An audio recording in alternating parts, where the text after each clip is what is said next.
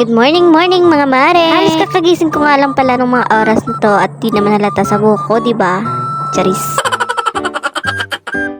Ako nga pala yung pinakahuling nagising at anong oras na nga to, mag-aalas 9 na. Wala kasing pasok si Kalibo nung mga araw na to, kaya naman nakatulog ako ng bonggang-bongga. For the puyat nga kasi ang mare nyo at hindi nga makatulog tuwing gabi, kaya naman anong oras na nga nagigising. Pagkagising ko nga dyan ay inayos ko na nga rin agad itong higaan namin para maayos naman. Pagkatapos ko nga mag-ayos na itong aming higaan ay sinilip ko nga itong aking mag-ama kung ano na nga ba ang ginagawa. Nakita ko nga itong aming papa na nag-aayos nga ng kanyang motor. Wala kasi siyang lakad nung mga araw na to, kaya naman nagkaroon siya ng time para ayusin nitong kanyang motor. Bumaba na nga rin agad ako para makapag-refresh nitong aking mukha. For the mumugang mare nyo dyan, pagkatapos naging lamos na nga rin ako. Alam nyo ba mga mare na isa sa pinaka-iinisan ko sa tuwing gigising ng umaga ay yung napaka-oily ng mukha ko. Pero salamat pa rin sa Panginoon dahil nagising pa nga ako at di bali ng oily itong aking mukha.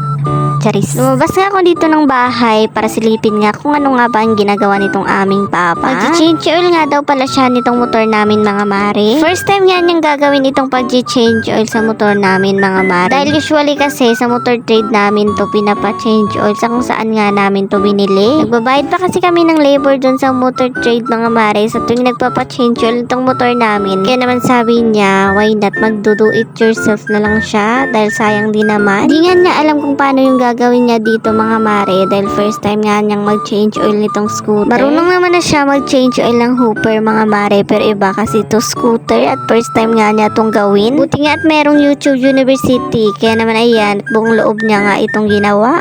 Charis.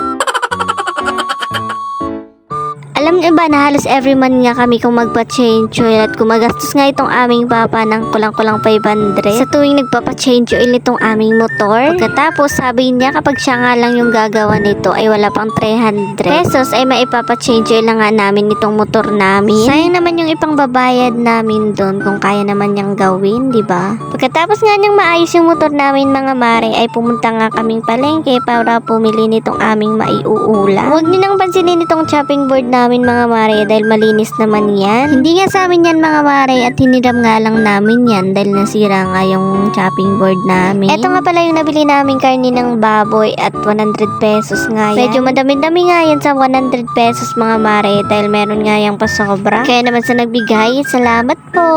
Nagpainit na nga rin pala ako nitong kawali at para makapagsimula na nga rin ako makapagluto. At naglagay na nga rin pala ako nitong mantika dahil nga magigisa pala tayo. Pakbit nga yung lulutuin ko ngayon dahil na-miss naman naming magulay. Na-miss ko nga itong luto ko na pakbit na nga mare dahil iba talaga yung lasa nito compare dyan sa nabibili lang sa mga karinderya. Diba sana all? Charis. Na-miss ko nga talaga kasi yung lasa ng aking luto kaya naman ayan at nagluto nga kami. Nagisa nga pala ako nitong bawang at saka sibuyas pagkatapos nung naging golden brown ay nilagay ko na nga rin itong karni ng baboy. Hinalo-halo ko nga lang din pala itong karni ng baboy mga mare pagkatapos nilagyan ko na nga rin ng pampalasa katulad nitong asin at saka paminta. Hinalo-halo ko na nga rin ulit yan mga mare para naman ako kumalat yung lasa. Nilagyan ko na nga rin itong konting toyo lang para naman magkakulay kahit papano itong karni ng baboy. Tapos halu-haluin nga lang ulit tsaka takpan hanggang lumambot. Medyo madami-dami nga itong karni ng baboy mga mare compared dun sa nabili naming gulay. Bale ito nga pala yung nabili naming gulay at worth 45 pesos nga yan. 3 pack na. At nung lumambot na nga itong karni ng baboy, ay nilagay ko na nga rin paunti-unti itong gulay. Inuna ko ang lagay itong sitaw at saka okra dahil yan yung pinakamatagal maluto. At tapos yung ampalaya ay piniga ko nga muna sa asin para nang sa ganon ay hindi masyadong mapait. At eto na nga luto na nga yung ulam namin. At nang pagkatapos nga namin kumain ay nagpahinga nga lang kami saglit. Pagkatapos umalis na nga rin agad kami. Meron ngang nagpapaayos sa aming papa kaya naman ayan at isinama na nga niya kami. Ganito nga pala yung eksena sa tuwing hindi nga siya nagmamadali, isinasama nga niya. Sobrang saya ko nga kapag ganito dahil kahit papano ay nakakagala nga kami. Bali dito nga pala yung nagpapaayos sa kanya at tatawid pa nga kami ng ilog. Buti nga walang tubig yung ilog nila ngayon kaya naman ayan at nakadaan nga kami. Yung pangit nga yung daan dito kaya naman ayan at binuhat na nga lang ng papa itong batuta. Bali pagkadatingan namin dito ay ichinek na nga rin niya kung ano nga ba yung sira. Bala eto nga pala yung isa sa work ng aming papa ay yung nag-aayos ng cable. Tamang nood nga lang ako dito sa gilid habang hinihintay nga siyang matapos dito sa inaayos niya. Pagkatapos yung isa naman na to ay dito nga lang sa gilid at ang daming chika. Hindi ka nga maboboring dito sa bata na to kapag kasama mo siya dahil ang daming chinichika. Magugulat ka na lang talaga minsan dahil kung ano-ano nga yung pinagsasabi niya.